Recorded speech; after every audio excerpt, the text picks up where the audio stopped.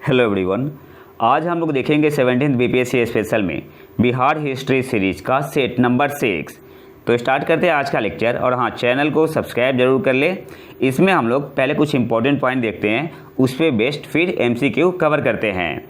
बिहार में तुर्कों की प्रारंभिक गतिविधियाँ मिन्हास उस सिराज की तबकाते नासरी और जियाउद्दीन बर्नी की तारीख़ फिरोज शाही जैसे ऐतिहासिक वृत्तांतों में दी गई है। अगले पॉइंट पे आते हैं।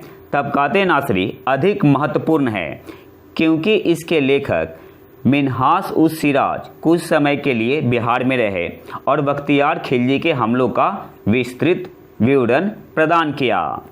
अगले पॉइंट पे आते हैं। इख्तसन दलहवी के बसातिन उल उन्स में तिरहुत पर फिरोज तुगलक के हमले का विवरण दिया गया है। तिरहुत पर फिरोज तुगलक के हमले का विवरण कहाँ दिया गया है? तो इख्तसन दलहवी के बसातिन उल उन्स में। अगले पॉइंट पे आते हैं। तजुके बाबरी नुहानियों के पतन और बिहार की राजस्व प्रणाली का विवरण देता है। तुजुके जहांगीरी झारखंड पर मुगलों के हमले और सोने और हीरो की खदानों के बारे में विवरण देता है। नेक्स्ट पॉइंट पे आते हैं। अबुल फजल का अकबरनामा और मोहम्मद कासिम का आलमगीरनामा बिहार में मुगल शासन की प्रासंगिक जानकारी देता है। अबुल फजल का अकबरनामा और मोहम्मद कासिम का आलमगीरनामा बिहार में मुगल शासन की प्रासंगिक जानकारी देता है। नेक्स्ट आते हैं। दस्तूर उल अम्ल भूमि राजस्व से संबंधित दस्तावेज विभाग के संगठनों, कार्यालयों के अधिकारों और जिम्मेदारियों, राजस्व और व्यय से संबंधित डेटा, वजन और माप के बारे में जानकारी के बारे में जानकारी देता है। तो ये सब जानकारी कौन देता है? दस्तूर उल अमल। अगले पॉइंट पे आते हैं। अबुल फजल की आईने अकबरी एक ऐसी पुस्तक है जो बिहार के साथ साथ 12 अन्य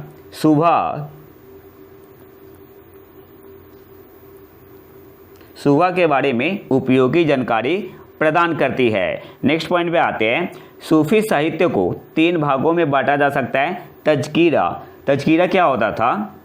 इसमें संतों के जीवन का वर्णन है। दूसरा आपका है मलकुजात, ये क्या था? इसमें संतों के बीच संवाद का वर्णन है। और तीसरा आपका है मकतूबात, इसमें संतों की रचनाएं हैं। मिन्हास उस सिराज और फरिश्ता ने बिहार में सिक्के ढालने का उल्लेख किया है, लेकिन बिहार में सिक्का ढालने की निश्चित जानकारी तिरहुत उर्फ तुगलपुर से मिलती है। नेक्स्ट पॉइंट पे आते हैं। देवपाल के मुंगेर ताम्रपत्र शिलालेख से पता चलता है कि धर्मपाल ने अपने उत्तराधिकारी के लिए परेशानियों से मुक्त राज्य छोड़ दिया था। अगले पॉइंट पे आते हैं।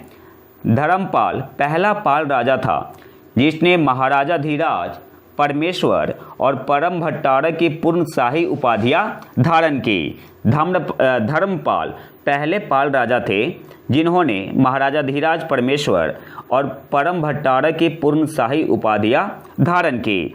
अगले पॉइंट पे आते हैं। उनके शासन काल के दौरान बोधगया में 4 मुख वाले महादेव की एक छवि स्थापित की गई थी। किनके शासनकाल में? धर्मपाल के शासनकाल में। नेक्स्ट पॉइंट पे आते हैं। धर्मपाल का उत्तराधिकारी उनका पुत्र देवपाल था। देवपाल के शिलालेख घोसरावा, हिलसा, नालंदा और मुंगेर में पाए गए हैं। देवपाल के शिलालेख घोसरावा, हिलसा, नालंदा और मुंगेर में पाए गए हैं। अगले पॉइंट पे आते हैं। मिथिला में स्वतंत्र कर्नाट राजवंश की स्थापना किसने की? नान्यदेव ने 1097 ईस्वी में चंपारण के सिमराव को अपनी राजधानी बनाकर की थी। नेक्स्ट पॉइंट पे आते हैं। मिथिला परंपरा में नान्यदेव को कर्नाट क्षत्रिय और कर्नाट कुलभूषण कहा जाता है। नान्यदेव को मिथिला परंपरा में क्या कहा जाता है? तो कर्नाट क्षत्रिय और कर्नाट कुलभूषण। अगले पॉइंट पे आते हैं। हरि सिंह देव कर्नाट वंश के अंतिम महान राजा थे और गयासुद्दीन तुगलक ने इनको हराया था। जब बख्तियार खिलजी देवकोट में बीमार थे तो उनके एक लेफ्टिनेंट अली मर्दन खिलजी ने उनकी हत्या कर दी थी। बख्तियार खिलजी की हत्या किसने की थी? तो उनका ही लेफ्टिनेंट था अलीमर्दन खिलजी। इल्तुतमिश ने मलिक अलाउद्दीन जानी को बिहार का गवर्नर नियुक्त किया था। नेक्स्ट पॉइंट पे आते हैं। प्रिंस नासिर उद्दीन ने अवध, बिहार और बंगाल को एकीकृत किया और लखनौती में अपनी राजधानी स्थापित की और इल्तुतमिश ने उसे मलिक उस सर्क पूर्व का भगवान की उपाधि दी। और प्रिंस नासिर उद्दीन कौन थे? इल्तुतमिश के बेटे थे। अगले पॉइंट पे आते हैं। तुगरिल तुगान की मृत्यु के बाद जलालुद्दीन मसूद जानी को बंगाल और बिहार का गवर्नर नियुक्त किया गया। बंगाल और बिहार का गवर्नर नियुक्त किया गया। यह आपको केवल बंगाल में मिल सकता है। बलबन ने 1282 से 83 ईस्वी में अपने पुत्र नासिर उद्दीन बुखरा खान को बिहार और बंगाल का राज्यपाल नियुक्त किया। अगले पॉइंट पे आते हैं। अलाउद्दीन खिलजी ने संभवतः मोहम्मद इस्माइल को बिहार पर आक्रमण करने के लिए भेजा था। इस्माइल ने कर्नाट राजवंश के शक्ति सिंह को हराया था। हालांकि पहली बार हार गए थे, फिर से दोबारा गए थे तो जीत हासिल की थी इन्होंने। जिस समय खिलजी दिल्ली में सत्ता में आए उस समय बिहार में उत्तराधिकार में परिवर्तन हुआ। रुकुद्दीन कैकोस का उत्तराधिकारी कौन नियुक्त हुआ? सुल्तान शम्स उद्दीन फिरोज। जब खिलजी सत्ता में आए थे तो बिहार में उत्तराधिकार में परिवर्तन हुआ। कौन थे? रुकुद्दीन कैकोस। तो इनकी जगह पे नए उत्तराधिकारी कौन बने जब खिलजी सत्ता में आए दिल्ली में? तो सुल्तान शम्स उद्दीन फिरोज। और इन्होंने अपने बेटे हातिम खां को बिहार का गवर्नर नियुक्त किया। अगले पॉइंट पे आते हैं। गयासुद्दीन तुगलक ने तिरहुत में एक टकसाल शहर की स्थापना की जिसे तुगलकाबाद उर्फ तिरहुत भी कहा जाता था। बिहार शरीफ का सुकूनत शिलालेख और मोतिहारी का वेदीवन शिलालेख बिहार में मोहम्मद बिन तुगलक की पकड़ को दर्शाने वाले मोहम्मद बिन तुगलक की पकड़ को दर्शाने वाले महत्वपूर्ण स्रोत है। नेक्स्ट आते हैं। अब कुछ एमसीक्यू कवर करेंगे इंपॉर्टेंट पॉइंट पे। निम्नलिखित में से कौन सा लेखक बिहार में रुका और बख्तियार खिलजी के हमलों के बारे में प्रत्यक्ष जानकारी प्रदान की? सही आंसर क्या होगा बताया मैंने, मिन्हाज सिराज। अगले क्वेश्चन पे आते हैं। अकबरनामा के लेखक का नाम बताइए। कौन थे? अबुल फजल थे। ऑप्शन डी आपका यहाँ पे सही आंसर होगा।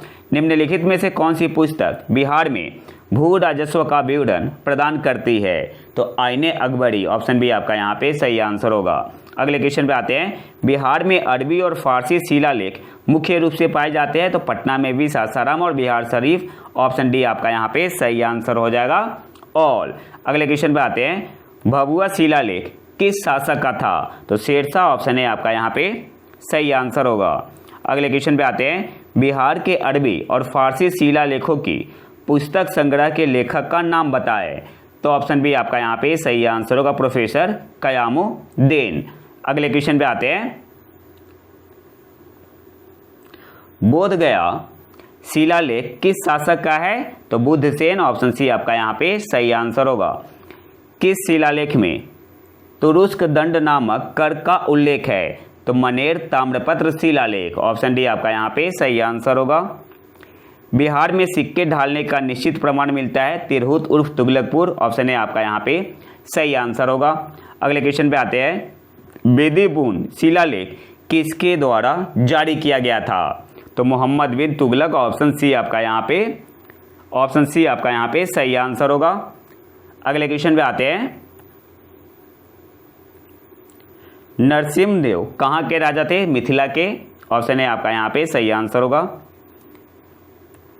मिथिला में स्वतंत्र कर्नाट राजवंश की स्थापना किसने की थी? नान्यदेव ने। ऑप्शन ए आपका यहाँ पे सही आंसर होगा। अगले क्वेश्चन पे आते हैं। प्रसिद्ध उदंतपुरा विहार की स्थापना किसने की? सही आंसर क्या होगा? Option B Gopal. और डिस्ट्रॉय किसने किया? बख्तियार खिलजी ने। अगले क्वेश्चन पे आते हैं। पाल वंश का संस्थापक कौन था? गोपाल थे। ऑप्शन डी आपका यहाँ पे सही आंसर होगा। अगले क्वेश्चन पे आते हैं। भागलपुर में कहलगांव के पास अंतिचक गांव के पास स्थित विक्रमशिला महावीर की स्थापना का श्रेय किसे दिया जाता है? तो धर्मपाल को। ऑप्शन सी आपका यहाँ पे सही आंसर होगा। अगले क्वेश्चन पे आते हैं। कर्नाट वंश का अंतिम राजा कौन था? तो हरिसिंहदेव, ऑप्शन बी आपका यहाँ पे सही आंसर होगा। अगले क्वेश्चन पे आते हैं।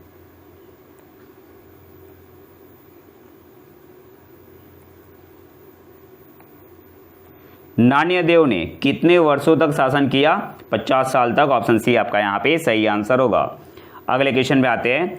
किस पाल राजा ने स्वर्ण द्वीप के राजा बालपुत्र देव के साथ मैत्रीपूर्ण संबंध स्थापित किए? तो देवपाल, ऑप्शन सी आपका यहाँ पे सही आंसर होगा। अगले क्वेश्चन पे आते हैं। उत्तर बंगाल में सोनपुरा विहार का निर्माण किसने करवाया था? धर्मपाल, ऑप्शन बी आपका यहाँ पे सही आंसर होगा। मुंगेर ताम्रपत्र शिलालेख किस पाल राजा का है? तो देवपाल का, ऑप्शन है आपका यहाँ पे सही आंसर होगा।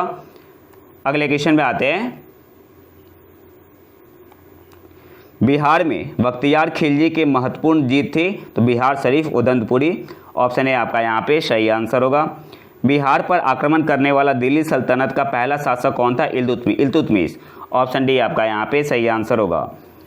तुगलक के शासन काल के दौरान बिहार की राजधानी थी बिहार शरीफ, ऑप्शन डी आपका यहाँ पे सही आंसर हो जाएगा। बख्तियार खिलजी को किस स्थान पर दफनाया गया था? तो बिहार शरीफ में, ऑप्शन सी आपका यहाँ पे सही आंसर होगा। बिहार में तुर्की शासन की स्थापना किसने की थी? बख्तियार खिलजी ने। अगले क्वेश्चन पे आते हैं। किस शासक ने तिरहुत में एक टकसाल शहर की स्थापना की जिसे तुगलकाबाद उर्फ तिरहुत भी कहा जाता है? तो गयासुद्दीन तुगलक ने, ऑप्शन है आपका यहाँ पे सही आंसर होगा। किस सुल्तान ने कर्नाट वंश का शासन समाप्त किया?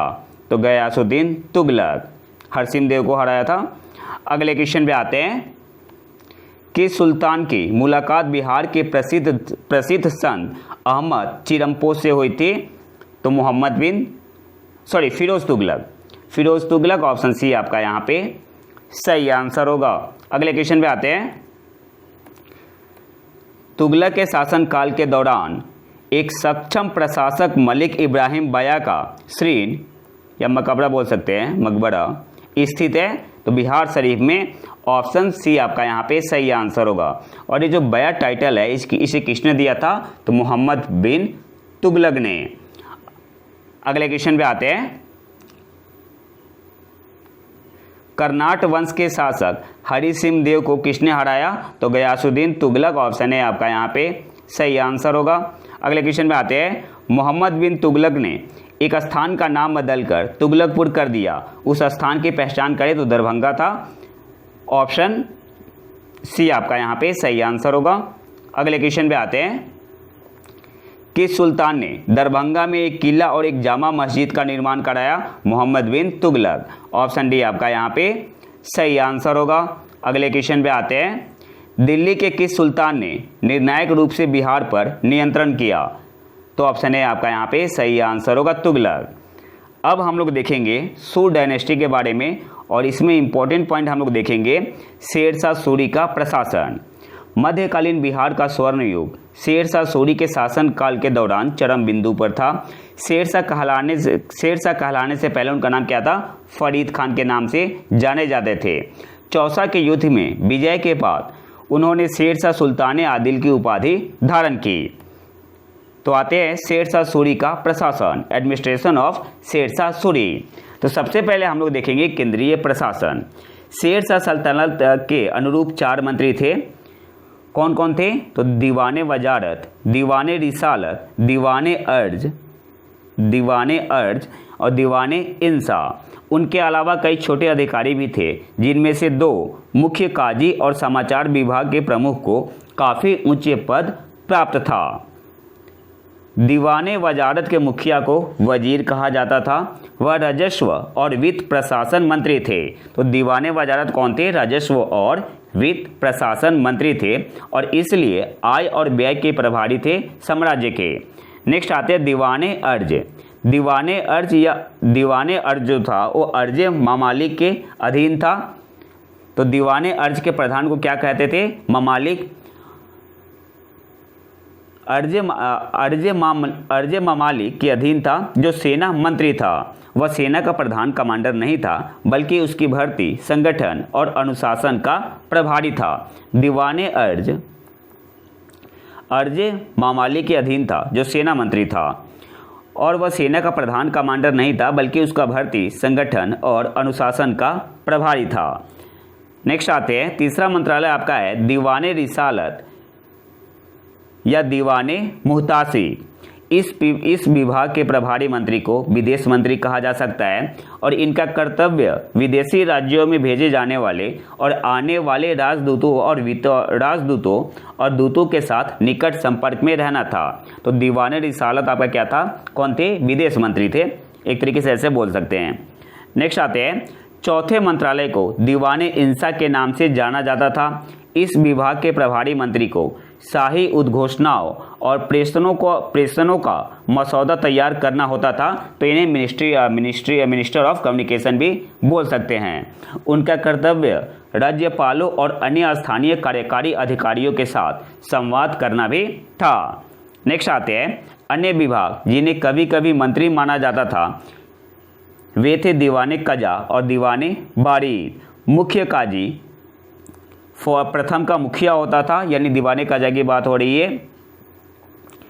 बारीते मामले खुफिया विभाग का प्रमुख होता था, तो खुफिया विभाग का प्रमुख कौन होता था? बारीदे ममाली, और उसका कर्तव्य था कि वह प्रत्येक महत्वपूर्ण घटना की सूचना राजा को दे। नेक्स्ट हमारा टॉपिक है प्रशासनिक प्रभाव। तो सबसे पहले सरकार पे आते हैं। प्रांतों को सरकार का मतलब जिला हुआ, जो प्रांत था इसे सरकारों या जिलों में विभाजित किया गया था। प्रत्येक सरकार के दो महत्वपूर्ण अधिकारी होते थे, मुख्य सिकदार और मुख्य मुंशी। इन्हें क्रमशः सिकदारन और सिकदारे मुंशी भी कहा जाता है। तो मुख्य सिकदार को क्या कहते हैं? और सिकदारन, और जो मुख्य मुंसिफ है इन्हें कहा जाता है सिकदारे मुंशी भी कहा जाता है। जो पहले वाले हैं मुख्य सिकदार, ये सरकार के प्रमुख थे, मतलब जिले के प्रमुख थे। कानून और व्यवस्था बनाए रखने के लिए उनके नियंत्रण में एक छोटी सी टुकड़ी थी। उसे अपने जिले में परगना के सिकदार के काम की निगरानी भी करनी थी। और मुख्य मुंसिफ की अगर बात करें, सिकदारे मुंसिफ, तो मुख्य मुंसिफ राजस्व संग्रह और नागरिक न्याय का प्रभारी था। वह मुख्यतः एक न्यायाधीश थे और वह परगने के मुंसिफ के कार्य का भी निरीक्षण करते थे। परगना हम लोग देखेंगे आगे क्या है। नेक्स्ट आते हैं परगना पे। तो जो जिले थे या सरकार, तो प्रत्येक सरकार में कई परगने शामिल थे और प्रत्येक परगने में एक सिकदार, एक मुंसिफ अमीन, एक खजांजी और 2 क्लर्क होते थे। अच्छा, यहाँ एक और पॉइंट आपको याद रखना है। जो 2 क्लर्क होते थे इन्हें कहते थे कारकून्स। क्या कहते थे? कारकून्स कहते थे। जो 2 क्लर्क होते थे इन्हें क्या कहते थे? कारकून्स।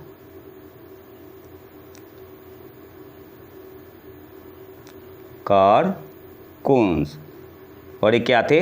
अकाउंटेंट बोल सकते हैं इन्हें, अकाउंटेंट बोल सकते हैं।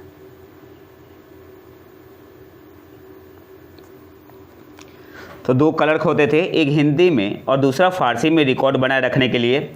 सिकदार ने कुछ सैनिकों को रखा था जो शांति बनाए रखने के लिए नियुक्त किए गए थे। मुंसिफ थे भू राजस्व प्रशासन और सरकारी बकाया के संग्रह की निगरानी करते थे। उन्होंने दीवानी और राजस्व मामलों की भी सुनवाई की और उन्हें सिकदार के समान दर्जा प्राप्त था।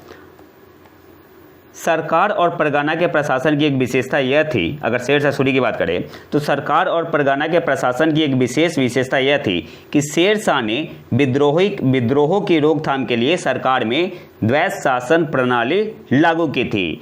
और सबसे जो निचली इकाई थी वो क्या थी? विलेज, गांव। और इसमें कुछ ज़्यादा कुछ नहीं पढ़ना है, पटवारी और चौकीदार होते थे ग्रामीण में। तो ये तो था हमारा आज का लेक्चर। अगर आपको इसका PDF चाहिए तो आप हमारे टेलीग्राम चैनल प्रतीक IQ करेंट अफेयर को ज्वाइन कर सकते हैं। और अगर वीडियो पसंद है तो लाइक करें और चैनल को सब्सक्राइब जरूर कर ले। मिलते हैं नए वीडियो में नए टॉपिक के साथ, तब तक के लिए नमस्कार, जय हिंद।